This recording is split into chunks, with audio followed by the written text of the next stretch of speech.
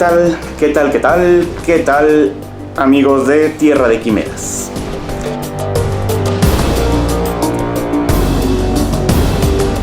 Se me ocurrió que un tema que podría resultar interesante tanto para la comunidad específica de Tierra de Quimeras como para quien se acerque a conocer quiénes somos y en qué andamos, qué estamos haciendo, qué parte de la rolosfera ocupamos.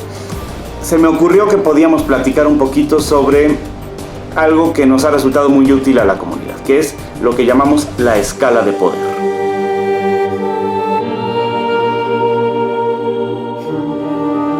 Para contarles qué es la escala de poder y cómo funciona y un poco explicar sus particularidades, voy a irme atrás en el tiempo a hacer un poquito de historia rolera sobre nuestra comunidad, de cómo jugamos, porque esta escala de poder se hizo para definir numéricamente qué lugar ocupan distintos personajes, criaturas, objetos, incluso reinos. Dentro de esta escala tendrían que caber todas las cosas con las que jugamos para saber en qué rango de poder se encuentra cada una.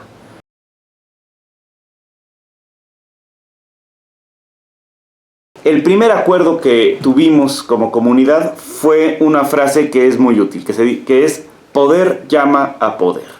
Esto significaba en nuestro grupo que mientras más poderoso fuera tu personaje, ibas a enfrentar un poder más grande.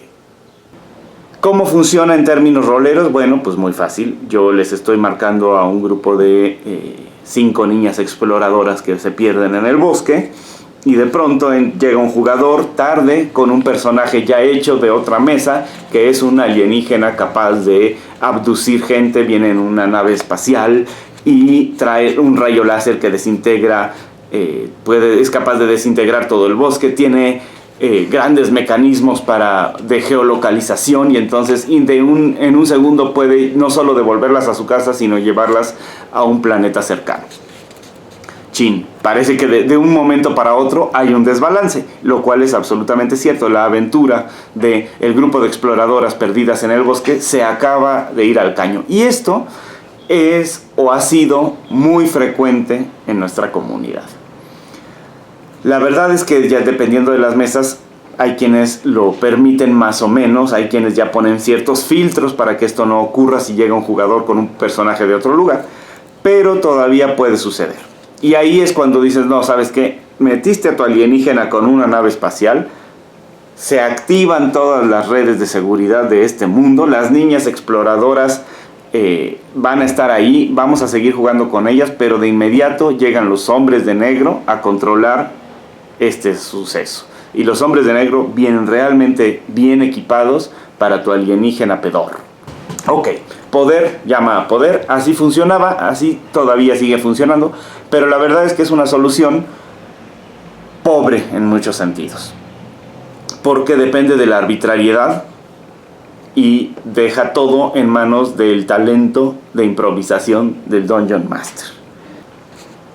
¿Qué pasó después?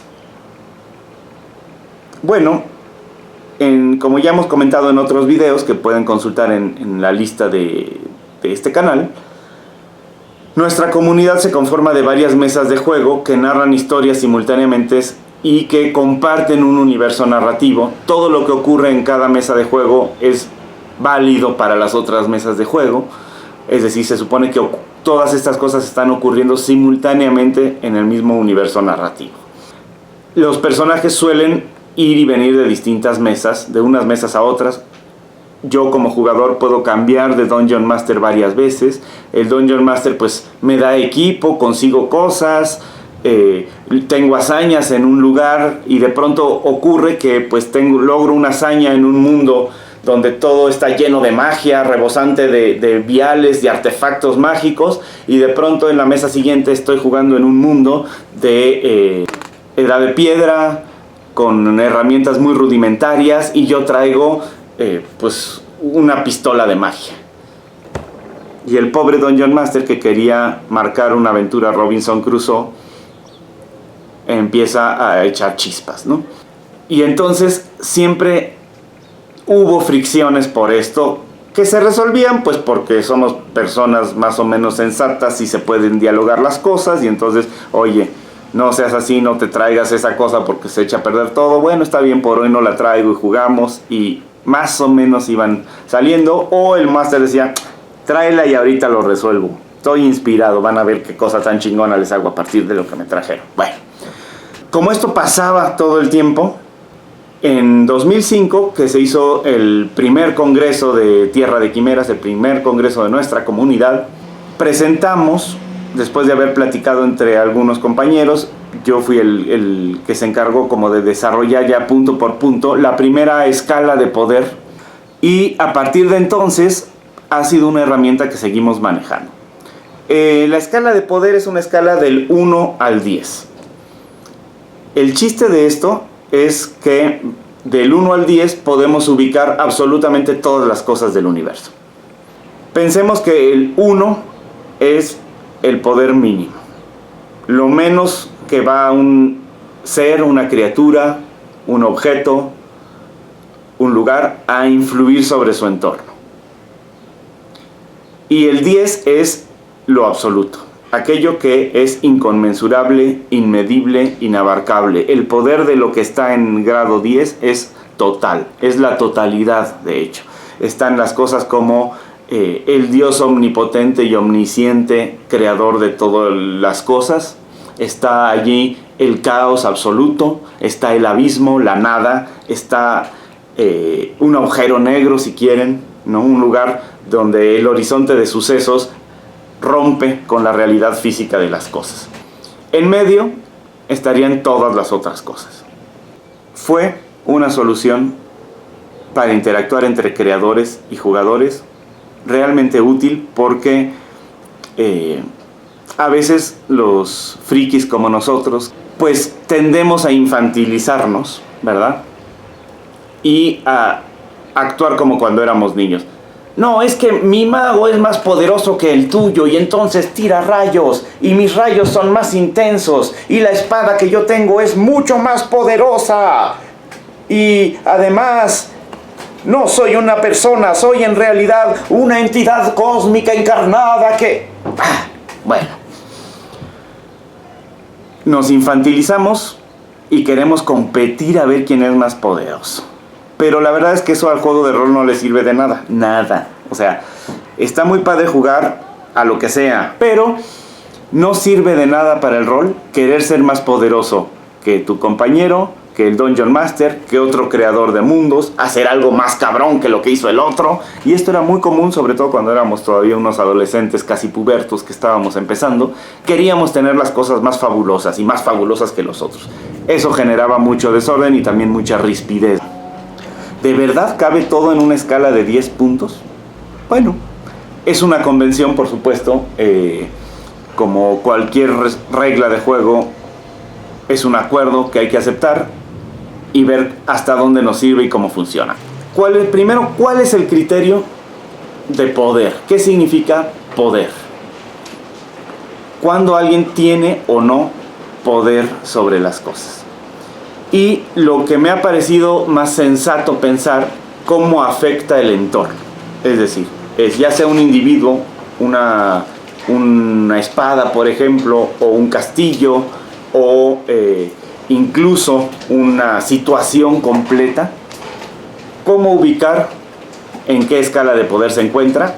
Bueno, pues hay que mirar alrededor y qué tanto la existencia de esto o su acción, o ambas cosas, están modificando el entorno a su alrededor. Y de ahí vamos a ver la escala y cómo se nos va presentando y revelando su rango de poder. Entonces, y aquí viene lo cuchi cuchi. ¿Qué es rango 1? ¿Qué es rango 10? Están en rango 1. ¿Qué afectación, qué tanto pueden modificar su entorno estos dos perros?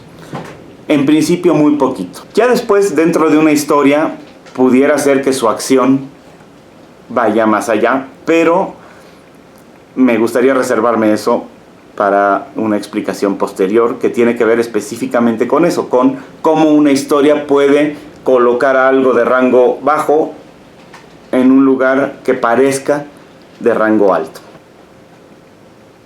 Pues básicamente es un pelón, tiene un cuchillo, está herido, le falta una mano, tiene un muñoncito ahí, está bastante jodido, la verdad, pobre hombre. Ya está más picudo, trae incluso un casco con una piel de león encima, el estandarte es reconocido, digamos, pertenece a un grupo militar, tiene además una cota de malla que se ve bastante chida, no, pues ya se ve más perro, ¿no? Ya verán que esto no es absoluto, siempre hay discusiones sobre todo cuando las cosas están en los bordes, ¿no?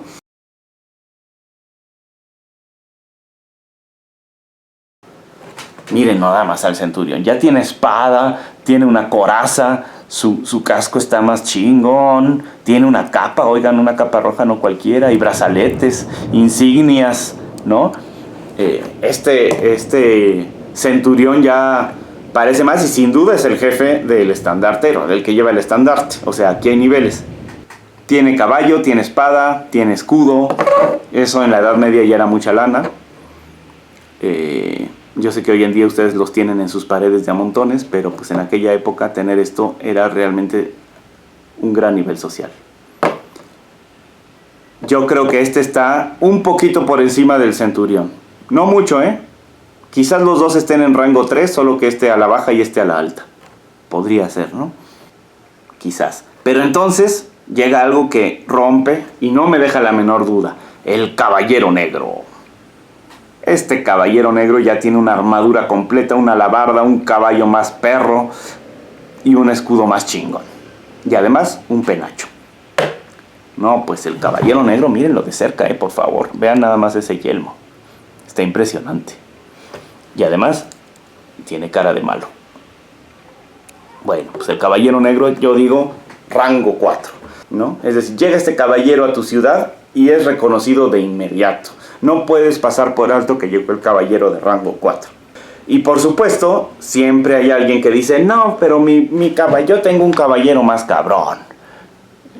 Este es el caballero rojo. Y el caballero rojo está más perro. ¿Por qué está más perro? Porque no se muere. El caballero rojo le disparan flechas y no le hacen nada.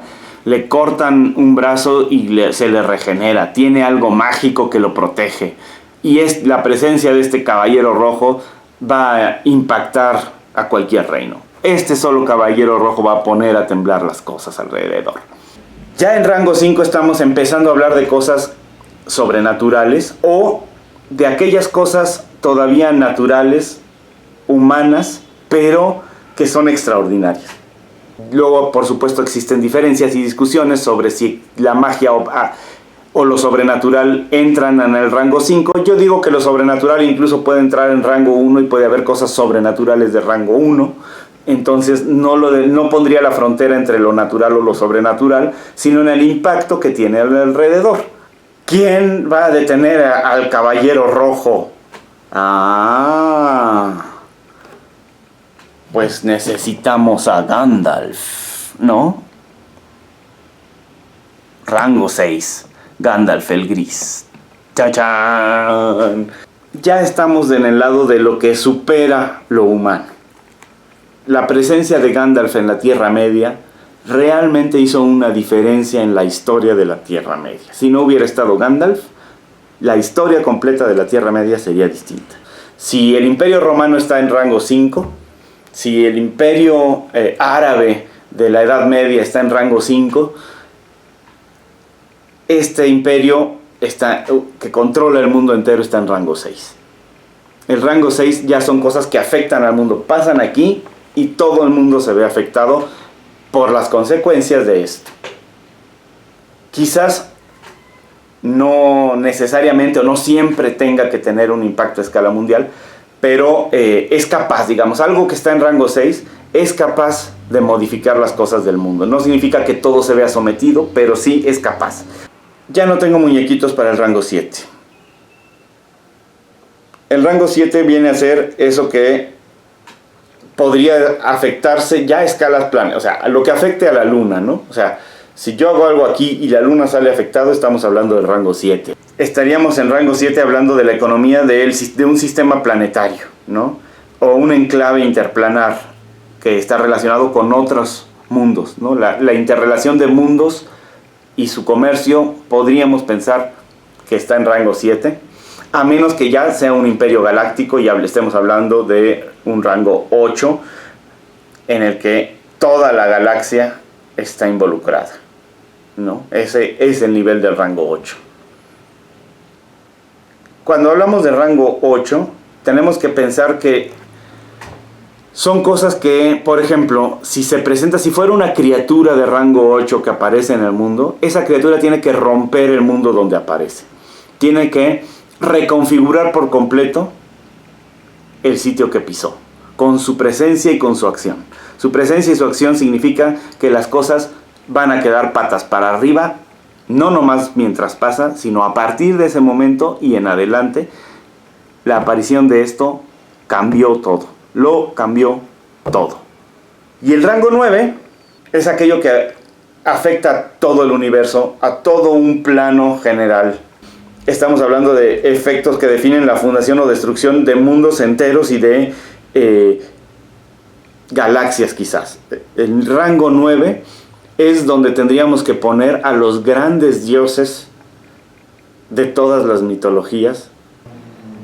Y por supuesto, como ya había dicho, el rango 10, lo absoluto, lo total, lo infinito, lo eterno, lo inacabable, lo inagotable, la omnisciencia, la omnisapiencia, la omnipresencia, la ubicuidad, esas cosas que son realmente tan inmensas que resultan inconcebibles. Ese es el rango 10. Una advertencia: los ejemplos concretos siempre son polémicos. Y aquí es donde quiero hacer lo que había mencionado, de hablar de cómo una narración afecta el rango de las cosas, por lo menos en esta convención que estamos estableciendo. ¿Por qué? Yo les decía, bueno, el perrito está en rango 1, ¿no? Pues tiene una posibilidad muy escueta de afectar el mundo que lo rodea. Pero imaginemos que este perro es adoptado por Adolf Hitler, que era un amante de los perros, eso es bien conocido y sabido, le gustaban mucho los perros. Y entonces un día va Adolf, está encabronado, se encuentra este perro en la calle, le parece tierno, le parece simpático, lo adopta, se lo lleva a su casa y el perro lo llena de lengüetazos agradecido. Y entonces ese día Adolf Hitler iba a firmar la muerte de 600,000 judíos y deciden no firmarla. Resulta que el perro y su acción tuvo una afectación muy por encima de su rango de poder, ¿no? Esto ocurre gracias a que yo lo narro y a cómo lo narro, y es posible, esas cosas suceden en el mundo y en las historias están llenas de este tipo de eventos. Es importante tener en cuenta cómo la narración de una historia puede alterar el rango de poder aparente. La narración permite que el rango sea muchísimo más flexible que una escala rígida. Y ese es el chiste, creo yo, de jugar rol. Justamente poner las cosas que son de un rango dentro de una narración que les permita superar su propio rango con acciones extraordinarias, o por lo menos trascendentes a su propio rango. Yo siempre he defendido que Sam Gamgee es más poderoso que Conan, ¿no? Claro, esto es una provocación. ¿Por qué? Porque evidentemente Sam Gamgee no es más poderoso que Conan. Sam es un jardinero que pone flores, cultiva la tierra y además es un sirviente leal del señor Frodo.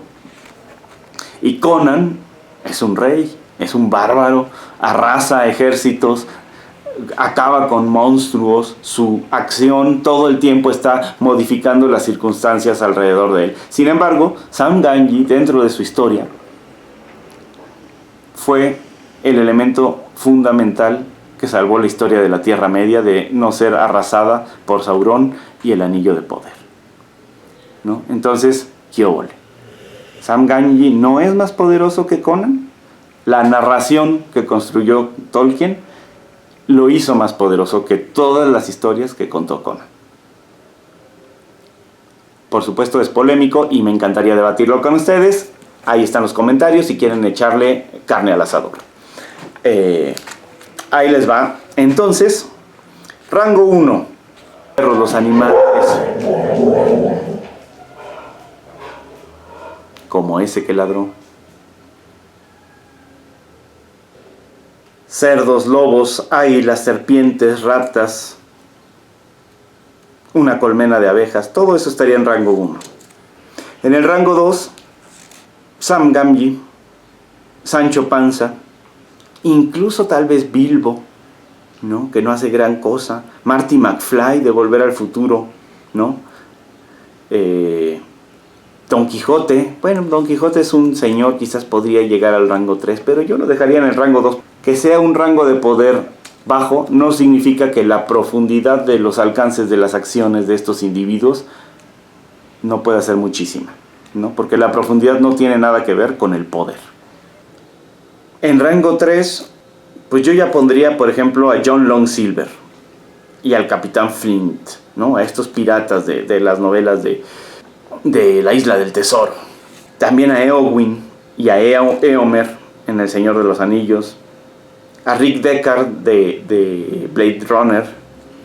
A Rick Hunter, sobre todo al principio de Robotech.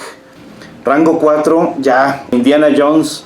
¿Por qué Indiana Jones? Bueno, pues porque la verdad es que hace tantas jaladas que yo digo, no, pues si lo pongo en rango 3 se me muere.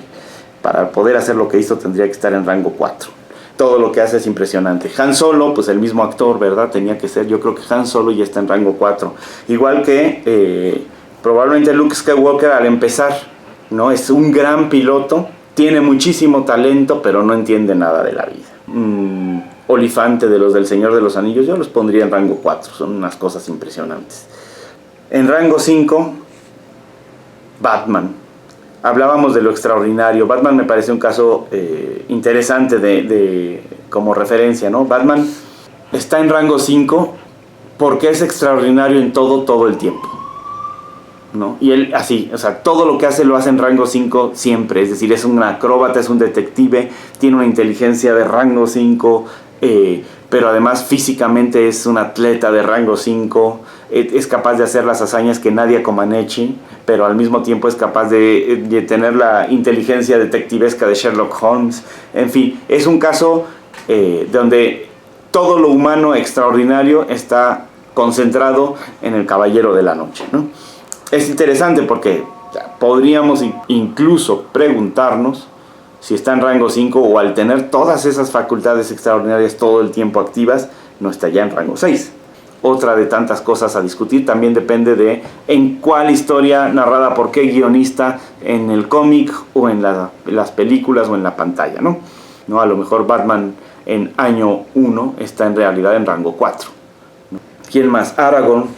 Yo creo que Aragorn está en rango 5 también. Obviamente personajes como el Doctor Doom, Lex Luthor. A Jack Sparrow lo pondría en rango 4, al Capitán Barbosa en rango 5, porque trae el oro y no lo pueden matar, ¿no? Entonces rango 5. En rango 6 ya nos encontraríamos a muchos de los superhéroes, ¿no? A Lancelot o al Rey Arturo, a Gandalf, a Charles Xavier y a Wolverine, a Luke Skywalker, pero ya en episodio 6, o sea, ya convertido en un Jedi, habiendo derrotado a Darth Vader y habiéndose enfrentado al emperador. Ok, ya Luke está más papi, ¿no? Ya pasó por toda la prueba del héroe y digamos que subió de sus niveles y está en este rango ahora, ¿no? El Capitán América, por eso es capaz de comandar a los Avengers, porque está en ese rango no solamente de habilidad física, sino también está en ese mismo rango de liderazgo, ¿no? Ese es el rango que tiene el liderazgo. El Capitán América señala para allá y toda la nación va para allá. Obviamente Darth Vader, Saruman, Yoda, Magneto, todos ellos yo los pongo en esta categoría, rango 6. Y estoy esperando sus comentarios para discutirlo, ¿eh? En rango 7 ya entramos en el terreno de los semidioses,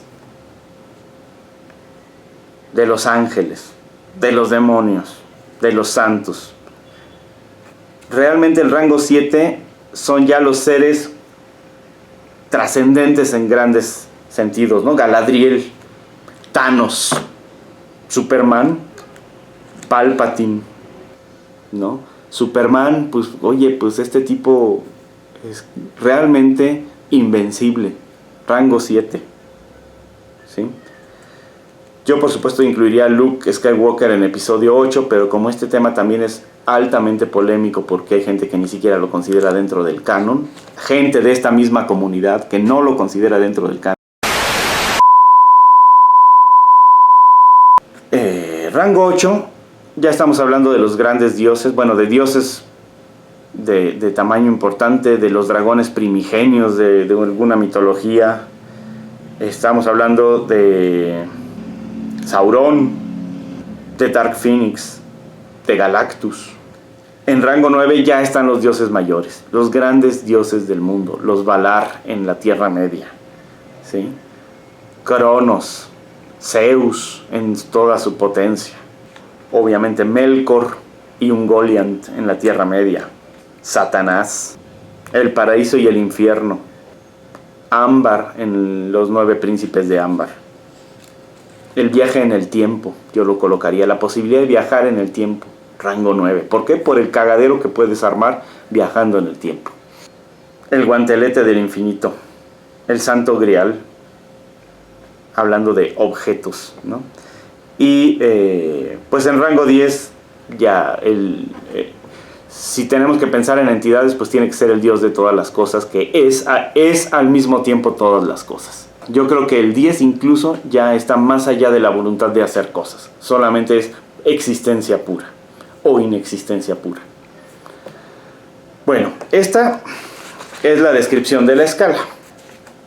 La escala de poder ha sido bastante útil en todas las mesas de juego de Tierra de Quimeras, mal que bien todos la usan de una u otra manera, pero nuestro colega y compañero Maveñac, que no es un Dungeon Master, aunque muchos dicen que es Dungeon Master de su propio personaje, o que se ha desenvuelto como Dungeon Master de su personaje y sus entornos, porque desarrolla mucha historia alrededor del personaje fuera de juego, ¿no? Piensa en su familia, piensa en su filosofía, escribe textos como si fuera el personaje, completa el juego de su personaje creando cosas en torno.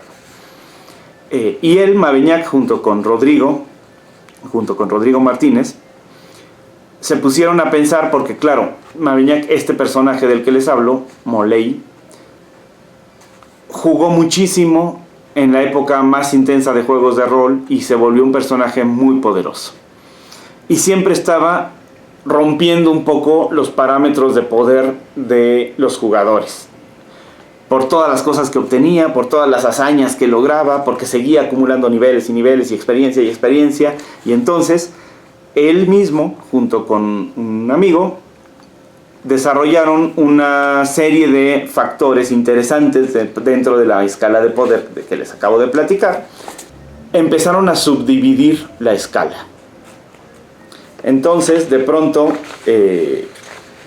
pues los niveles 1 y 2 no tienen diferencia, pero ya a partir del nivel 5 empiezan a subdividir la escala, porque sentían que había algunos personajes que estaban dentro del rango 5, pero que unos eran evidentemente superiores o más poderosos que otros, ¿no? Y entonces decían, ¿cómo hacemos esto? Tenemos que subdividir porque tampoco están en el rango de la escala 6.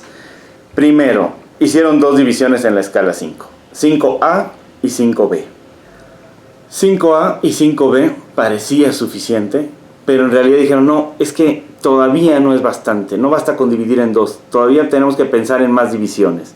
Y así, en la escala 6, escala 6A aprendiz, 6A maestro, 6B aprendiz, 6B maestro, y luego 6C aprendiz y 6C maestro. Y así lo mismo con la escala 7. Es decir, esta subdivisión de cada rango en la escala de poder de alguna manera va abriendo una especie de abanico, o yo lo veo como un acordeón, ¿no? Es como si tienes el acordeón plegado en las primeras rangos de poder. En el rango del 1 al 4 el acordeón está plegado, pero del 5 en adelante se abre y vemos que tiene muchas subdivisiones al interior. ¿Esto por qué? Pues porque parecía que en esos momentos la cosa se ponía mucho más complicada y que costaba más trabajo llegar al siguiente nivel, al siguiente rango de poder. No era posible pasar así nada más de ser el Capitán América a ser Superman. No es lo mismo que pasar de ser un hombre del pueblo a ser un soldado. Es decir, pasar de rango 1 a rango 2 es mucho más fácil que pasar de rango 6 a rango 7. Entonces, algo intuitivamente estaba pasando, que ellos hicieron esto, y a mí me parece súper interesante su división, muy reveladora, muy preclara de las necesidades del juego. De hecho, yo creo que esto que hicieron, porque además a esto le añadieron una manera de enfrentarse unos a otros, ¿no? ¿Cómo se enfrentan estos personajes? No, pues de esta manera. Yo creo que esto ya constituye en sí mismo un embrión de sistema de juego. Es decir, a partir de esto ya se puede jugar con claridad. Yo estoy en rango tal, tiro tal cosa para enfrentarme a algo de rango tal. Eso es lo que necesita el juego. ¿Cómo resuelvo una situación que está por encima de mi rango o en mi mismo rango? Y lo que hicieron Marvin y Rodrigo fue un sistema que ellos nunca han bautizado como sistema, pero yo estoy convencido de que lo es. Y además creo que funciona. Valdría la pena hacer algunas pruebas, cosas que no he tenido la oportunidad de hacer, pero para ver sus mecánicas, qué tan útiles resultan en tales o cuales circunstancias de juego. Pero me parece un esfuerzo genial el que hicieron, ¿no? Por mi parte, y de hecho probablemente al mismo tiempo que ellos, me preguntaba cosas similares, ¿no? ¿Cómo paliar esta desigualdad entre los niveles? ¿Cómo resolver el hecho de que de nivel 2 a nivel 3 es mucho más fácil pasar? Si eres un personaje de rango 2 de poder, pasar a la escala de rango 3 no debería ser tan difícil. Incluso si eres un personaje de rango 2, no debería ser tan difícil enfrentarte a alguien de rango 3, como si eres de rango 3 quizás sea más difícil enfrentarte a alguien de rango 4, y si eres de rango 4 quizás sea todavía mucho más difícil a alguien de rango 5, y así progresivamente, ¿no? Esa era la sensación, la intuición que a mí me incomodaba de la escala de poder. Yo dije, aquí hay algo, o sea, la escala de poder es súper útil, pero aquí hay algo incómodo. Y la solución que se me ocurrió, primero, pues pensando gráficamente, la verdad, es que si la escala de poder respondía a una progresión de Fibonacci, una progresión que marca una curva en este sentido, ¿no? Y que podríamos ilustrar, donde aquí está del 1 al 10 justamente, ¿no? Graficado. Y cada puntito que se ve en el campo es un siguiente nivel en la escala de poder. Como se verá, al principio están todos en el rango de abajo, y conforme se vaya acercando al rango 10, se va elevando muchísimo más cada salto. La progresión de Fibonacci se consigue sumando las dos cifras anteriores y se obtiene la nueva, y luego esta nueva se suma a la anterior, se obtiene la nueva, y así, y entonces cada cifra es realmente una potencia mucho más grande que las anteriores. Y esto a mí me daba la sensación de progresión que tendrían estos personajes en juego. Y además, la progresión de Fibonacci nos da otra cosa muy bonita, que es la proporción áurea, ¿sí? La proporción áurea está en progresión de Fibonacci, ¿no? Cada cuadro es la suma de los anteriores. Y aquí yo hice esta espiral, la subdividí. Estos representan los primeros 4 niveles, 4 rangos en la escala de poder, y ahí están ubicados los personajes que acabamos de platicar, más o menos, ¿no? Por ejemplo, en el rango 4 aquí está Aang, y Lisbeth Salander como hacker, Sarah Connor, Ellen Ripley, Jack Sparrow, Legolas, el príncipe Zuko, en fin. La verdad es que a mí la progresión de Fibonacci me dio la clave para crear el sistema TQ10, ¿no? Que era una forma también ya no solo de entender el rango de la escala de poder, sino de ir subiendo niveles, de ir adquiriendo puntos de experiencia. Cada nivel necesitas más puntos de experiencia, la suma de los dos anteriores, para poder subir de nivel, y asimismo las bonificaciones que dan los objetos a la hora de utilizarlos en el juego. Si tienes un objeto de tal rango, ese rango equivale a tantos puntos dentro de la escala de poder de Fibonacci. Bueno, yo me pregunté entonces qué pasa, por ejemplo, con personajes hechos en Dungeons and Dragons en quinta edición. ¿Corresponderán? ¿Habrá una correspondencia a la escala de poder de Tierra de Quimeras? ¿Serán ubicables? Si llega un jugador con un personaje de quinta edición, ¿puedo meterlo a jugar? ¿Cómo adapto ese personaje a los parámetros con los que jugamos en Tierra de Quimeras? Sobre todo a nuestros sistemas, ¿no? Porque si yo uso el sistema de quinta edición dentro de Tierra de Quimeras, lo cual es perfectamente posible, no hay ningún problema. Pero si estoy utilizando alguno de los otros sistemas, va a haber discrepancias en los números. Y entonces, gracias a Oval, que me recomendó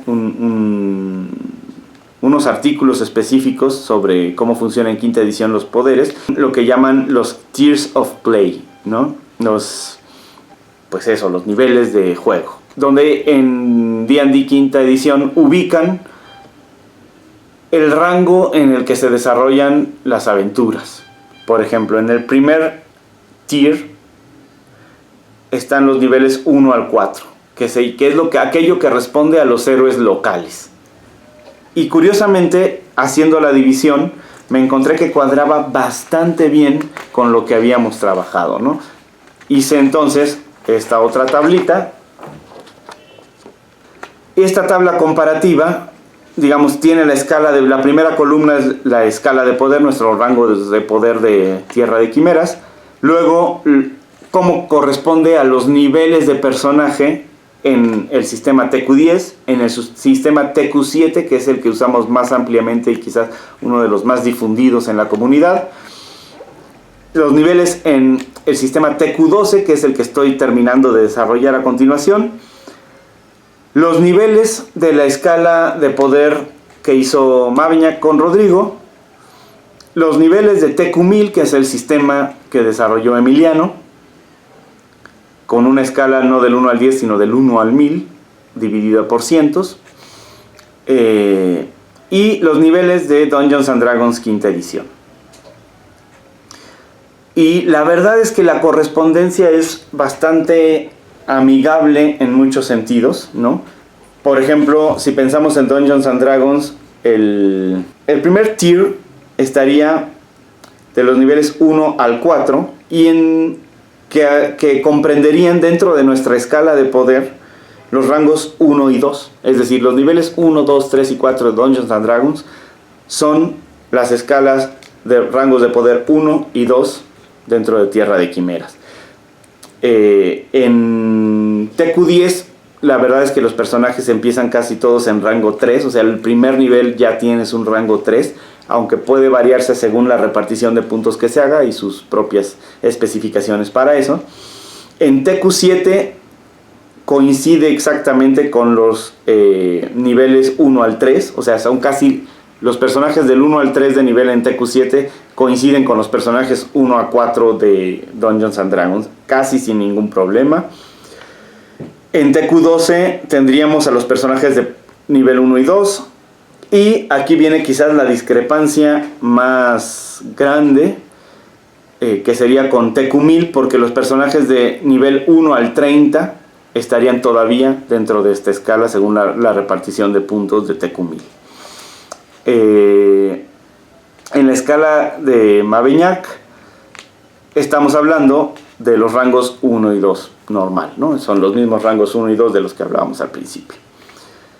Luego el siguiente tier de juego de Dungeons and Dragons que va del nivel 5 al 10, los héroes del reino, correspondería a el nivel 3 y el nivel 4, quizás hasta la mitad del nivel 4, ahí empieza un poquito un desfase, pero es mínimo, en nuestra escala de poder, ¿no? Y la de Mavignac también, por supuesto, ¿no? Entonces estamos hablando que los personajes hasta el 10º nivel, o el 11º, no, el 10º nivel de Dungeons and Dragons están en rango 4.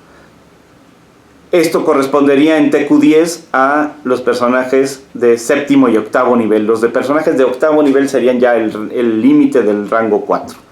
En TQ7 también estamos hablando de 7º y 8º nivel, aunque ahí quizás el rango 4 abarca de 6 al 8º nivel. En TQ12 tendríamos a los personajes quizás de hasta 9º nivel, ¿no? De 6º a 9º nivel.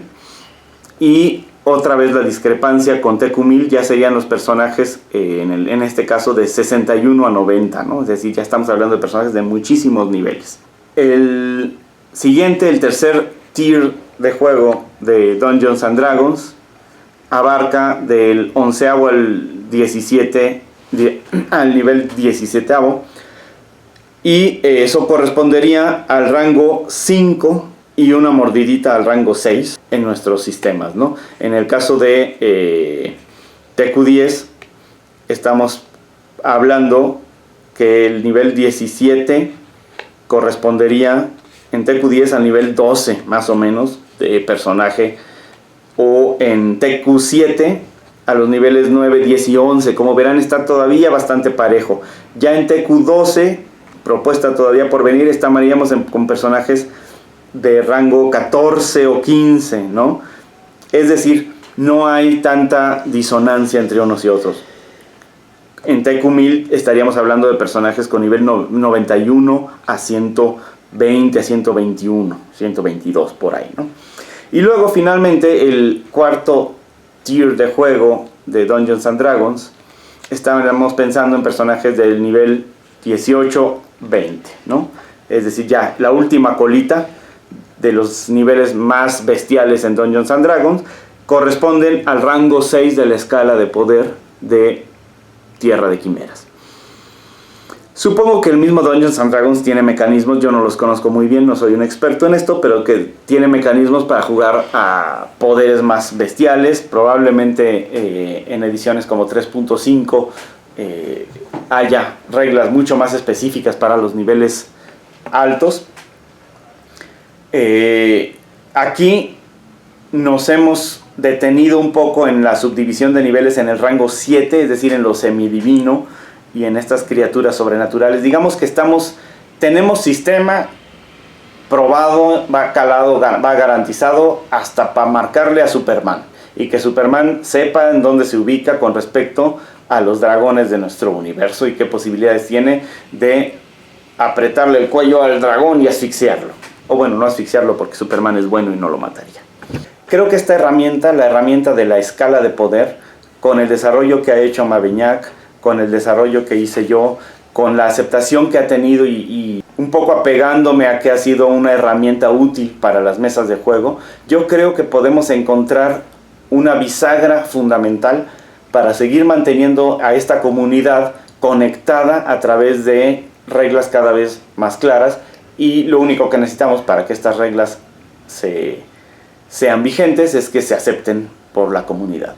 Vamos a tener muchísimas más facilidades para intercambiarnos personajes. Incluso podría ser que ya no necesitemos adaptar las fichas de juego de una mesa con un sistema diferente a las propias, si existen estos acuerdos y ciertos mecanismos como para decir, yo ya sé que si tú tienes 18 puntos de disparo en aquel sistema, o si tienes 13 puntos y tiras con un bonificador de tanto en quinta edición, y si tienes rango de poder tal en el sistema elaborado por Mavignac, ya sé qué tirada pedirte si vienes a jugar a mi mesa, sin necesidad de readaptar la tarjeta. ¿Por qué? Pues porque yo veo aquí mi tablita, digo, viene de tal sistema, equivale a tanto, esto está en tanto, entonces la tirada que necesitamos es esta.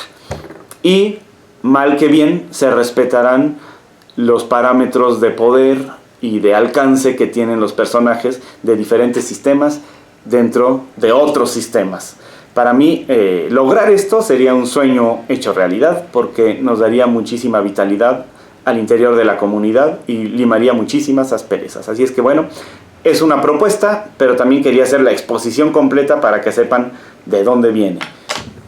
Síganle metiendo comentarios, por favor. Hay mucho que platicar y discutir. Ya sé que luego no les gusta comentar mucho acá, pero como nos estamos viendo poco, a lo mejor estas son las pocas oportunidades que vamos teniendo de ir resolviendo cosas. Así es que ahí se ven, y un gusto seguir en este canal platicando con ustedes.